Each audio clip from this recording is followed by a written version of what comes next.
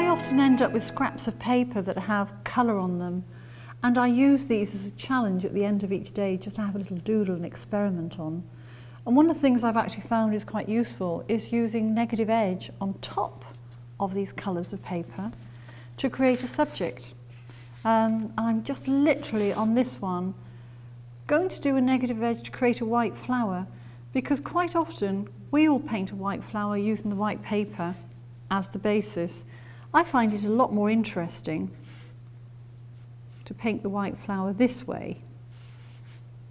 In England we have little flowers called snowdrops, and I do the whole of the negative edge like this, finding the stem, which would be quite thin, coming down. Now, it's quite interesting, when I finish these paintings, people often think that area here is white, but it's not, it's pale blue. But it doesn't look quite so cut out as if you were starting on scratch with white paper. But I want to get a little bit of movement here, because I honestly don't think flowers should just be static subjects that we're painting. So I just neaten the effect and get a directional flow to think about. Echo your subject, so subjects facing that way, get your brush strokes to actually emphasize that fact. And these actually tend to grow in snow, so I could leave some white areas to create a feeling of snowfall.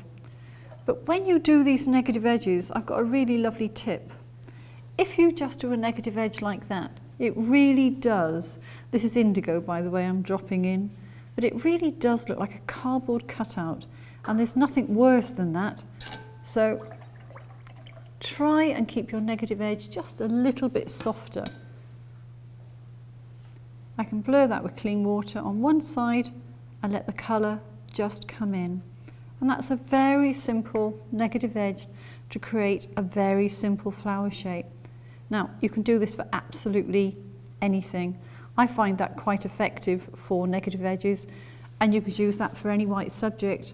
Actually, if you wanted to, it doesn't have to be a white subject. You could create a yellow flower on here by doing a negative edge in green, or you could do a rooster by doing a negative edge around the head on the orange and the gold. There are so many tips and so many fun ways to paint these scraps of paper.